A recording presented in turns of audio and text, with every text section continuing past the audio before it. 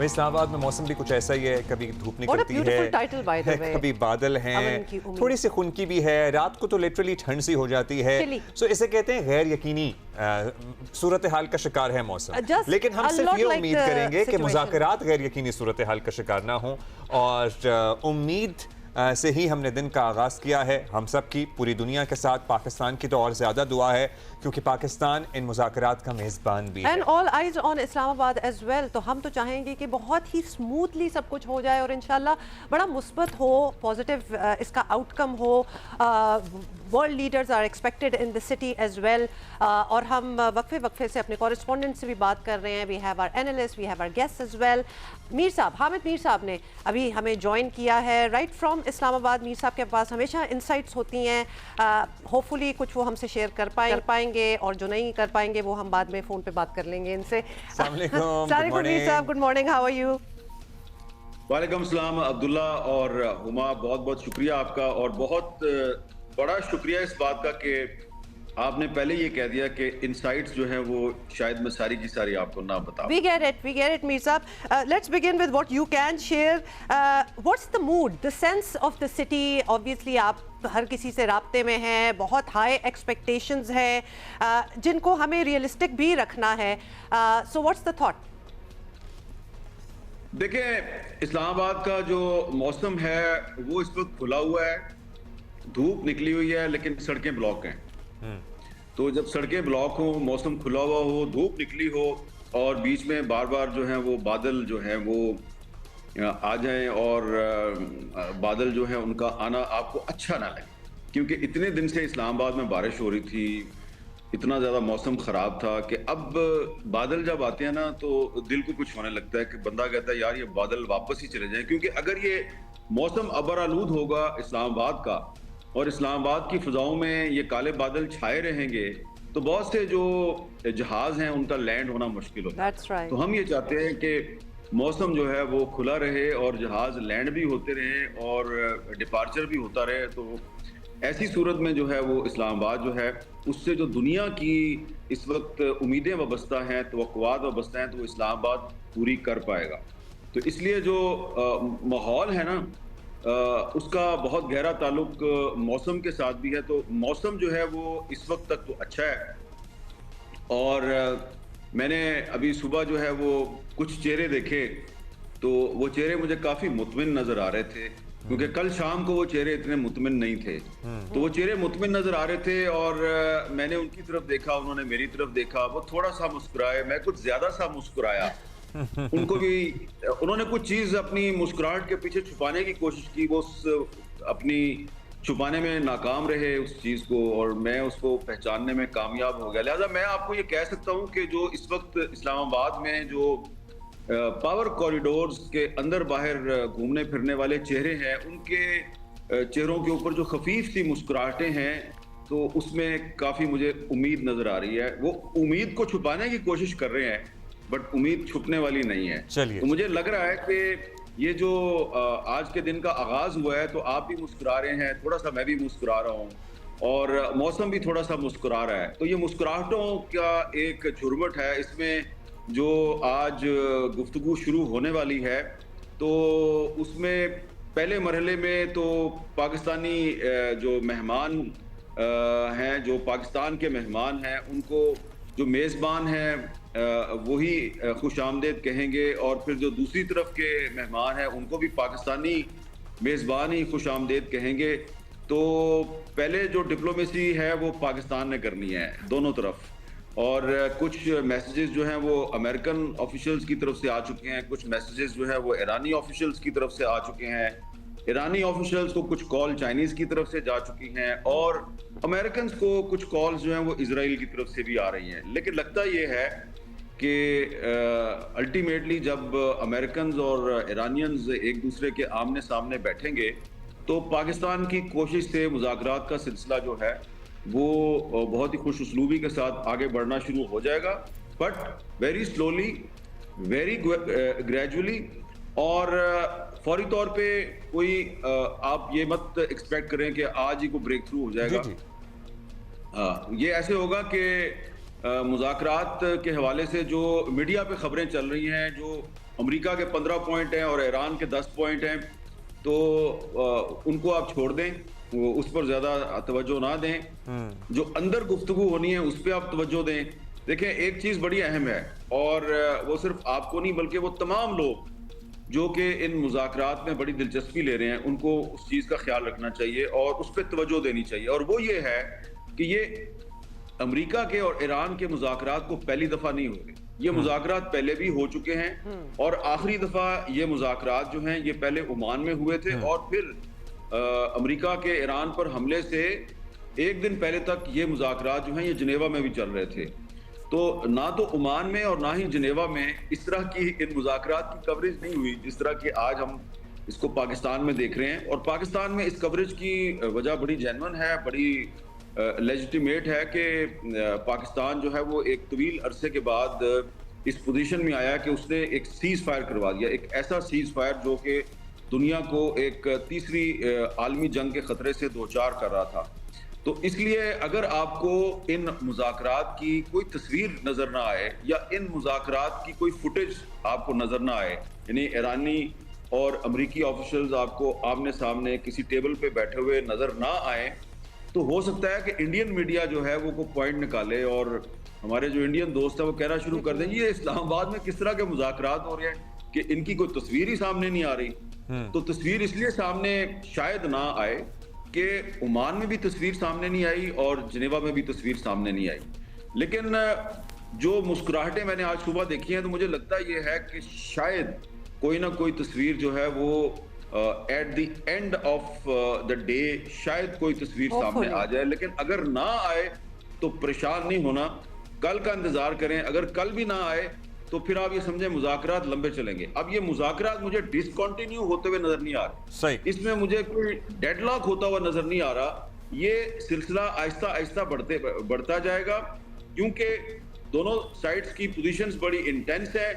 जहाजों की आवाजें आप सुन रहे हैं, ये जेट तैयारों की आवाजें नहीं है, ये उन तैयारों की आवाजें हैं जो स्पेशल प्लेन्स है। अच्छा, इंटेंस जी पोजीशंस की हम बात कर रहे हैं जी। अच्छा मीर साहब, हम जाहिर है आपसे और भी बात करना चाहते हैं। आपने अभी जनेवा का जिक्र किया, ओमान में भी मुज़ाकरात हुए और हर दफ़ा ऐसे ही लगता था कि बात काफ़ी आगे बढ़ गई है, लेकिन फिर दोनों मरतबा जंगों और हमलों पे ही इख्तिताम हुआ। इस दफ़ा हम बहुत ज़्यादा पुरुम्मीद हैं। क्या इस दफ़ा हम ज़्यादा पुरुम्मीद इसलिए हैं क्योंकि एक इतनी तवील जंग हो चुकी है जिसका असर अमेरिका पे भी पड़ा, शायद उनकी सोच और तसव्वुर से ज़्यादा पड़ा, क्योंकि जिस तरह ईरान ने रिटेलिएट किया जिसका असर अरब ममालिक पे भी पड़ा, जिसका असर ईरान पे भी सर्टनली बहुत ज़्यादा पड़ा। तो इस दफ़ा हम सही पुरुम्मीद हैं कि पहले जो अदवार हुए हैं मुज़ाकरात के, उससे मुख्तलिफ नतीजा निकलेगा इंशाअल्लाह इन मुज़ाकरात का। देखिए अब्दुल्ला भाई, आपको थोड़ा सा जो इंटरनेशनल डिप्लोमेसी होती है ना, उसके डायनामिक्स को भी सामने रखना है, उसकी हिस्ट्री को भी सामने रखना है, और ये भी देखना है कि इस किस्म के बहुत ही हाई लेवल के जो मुज़ाकरात होते हैं जिसको हम पीस नेगोशिएशंस कहते हैं, अमन मुज़ाकरात।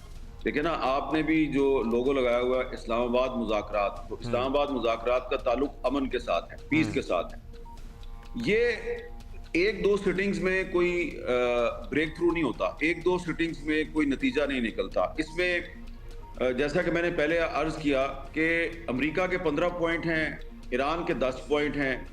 ईरान जो है उसके अगर आप 10 पॉइंट को गौर से देखें तो वो 10 नहीं है, वो 10 की बजाय आपको 20-25 नजर आएंगे, क्योंकि उन्होंने अपने बहुत से जो पॉइंट्स हैं उनको यूएन सिक्योरिटी काउंसिल के साथ मर्ज कर दिया हुआ है। तो वो जो यूएन सिक्योरिटी काउंसिल की रेजोल्यूशंस हैं वो एक या दो मामलात के बारे में नहीं है, वो दो तीन मामलात के बारे में है। और इसी तरह जो अमेरिका है उसने एक बड़ी एक्सट्रीम पोजीशन ली हुई है, ईरान की भी बड़ी एक्सट्रीम पोजीशन है।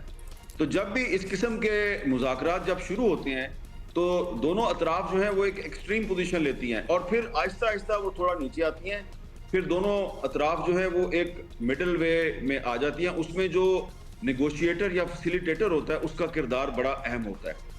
तो प्लस पॉइंट जो है वो 2-3 हैं, मैं तो प्लस पॉइंट की तरफ ही जाऊंगा। एक तो जो जेडी वैंस हैं जो अमेरिका के वाइस प्रेसिडेंट हैं, उनका इन मुज़ाकरात में शामिल होना जो है वो बहुत से जो डिप्लोमेट्स हैं, इंटरनेशनल डिप्लोमेसी के जो एक्सपर्ट्स हैं, उनके ख्याल में ये एक बड़ा पॉजिटिव साइन है, क्योंकि जेडी वैंस जो है वो ईरानियों को भी काबिल कबूल है। दूसरी तरफ ईरान की साइड से अब्बास अराक्ची का इन मुज़ाकरात में शामिल होना और बाकर गालिबाफ का शामिल होना, ये बहुत ही एक इम्पॉर्टेंट चीज़ है, क्योंकि अब्बास अराक्ची जो हैं वो 2025 के जो अमेरिका और ईरान के मुज़ाकरात थे उसमें भी शामिल थे। इस साल जो फरवरी में अमेरिका के साथ मुज़ाकरात हुए उनमें भी शामिल थे। और बाकर गालिबाफ जो हैं वो एक सेंट्रल फिगर हैं, पार्लियामेंट के स्पीकर हैं, और जो ईरान की जो सुप्रीम लीडरशिप है जिसके सरबराह मुश्तबा खामनई हैं और फिर पासदारान इनकलाब हैं, तो जो गालिबाफ साहब हैं ये सब के लिए काबिल कबूल है। ईरान में सब का इन पर एतमाद है। और दूसरी बात यह है कि इनका पाकिस्तान पर भी बहुत गहरा एतमाद है। अब्बास अराक्ची जो हैं उन्होंने तो पब्लिकली पाकिस्तान जिंदाबाद का नारा लगा दिया हुआ है, और जेडी वैंस जो हैं उन्होंने अगला इलेक्शन लड़ना है, सदारती इलेक्शन लड़ना है, क्योंकि अब ट्रंप जो है वो तो इस काबिल नहीं रहे कि वो अगला भी इलेक्शन लड़े। तो जेडी वैंस जो हैं उनको एक ब्रेक थ्रू की जरूरत है। अगर उन्होंने अगला इलेक्शन लड़ना है रिपब्लिकन पार्टी की तरफ से, तो वो उसी सूरत में लड़ेंगे कि ये जो अमन मुज़ाकरात हैं ये कामयाब हो जाएं और इसका क्रेडिट जो है वो एक ताज की सूरत में उनके सर पे सजा दिया जाए। तो इस वक्त उनको एक क्राउन की जरूरत है, तो वो क्राउन जो है वो सिर्फ उसी सूरत में उनको मिल सकता है कि अगर ये मुज़ाकरात जो हैं ये कामयाब हो जाएं। ये जंग जो है ये दुनिया में अगर सबसे ज्यादा अनपॉपुलर है तो वो अमेरिका में है। वो अमेरिका जिसने ये जंग शुरू की है वहीं पर सबसे ज्यादा इस जंग की मुखालफत हो रही है। तो इसलिए एक तरफ जेडी वैंस जो है वो हमारी उम्मीदों का मरकज हैं, और दूसरी तरफ बाकर गालिबाफ और अब्बास अराक्ची हमारी उम्मीदों का मरकज है। जेडी वैंस को ट्रंप का एतमाद हासिल है और बाकर गालिबाफ और अब्बास अराक्ची। सर अब इस पे बात कर लेते हैं कि what does it mean for us. Well yes, what does it mean for us, लेकिन ब्रीफली अगर आप इस पे रोशनी डालें कि why did America bring itself to a position जहां उनको कुछ तो गिव अप करना ही पड़ेगा। मतलब अगर इस जंग से पहले मुज़ाकरात बिल्कुल ही इनकंक्लूसिव रहे और फिर जंग हो गई और उसके बाद अब 35 और 40 दिनों बाद अभी दोबारा से मेज़ पे बैठ रहे हैं, तो obviously the whole idea is हम इसलिए आए हैं कि इनकंक्लूसिव ना हो, उसमें गिव एंड टेक होगा। सो पॉइंट्स तो वही हैं जो पहले भी थे, अब ज़रा ज़्यादा एक दो चीज़ें और उसमें हो गई हैं, and America will have to give in something. क्यों उन्होंने अपने आप को इस पॉइंट पे लाए कि जहां उनको ये करना पड़े? देखिए, अब मैं तो अमेरिकन पॉलिसी जो है और ये जो जंग है, मैं तो इसका बहुत बड़ा क्रिटिक हूं और मैं ट्रंप साहब पे बड़ी तनकीद कर रहा हूं।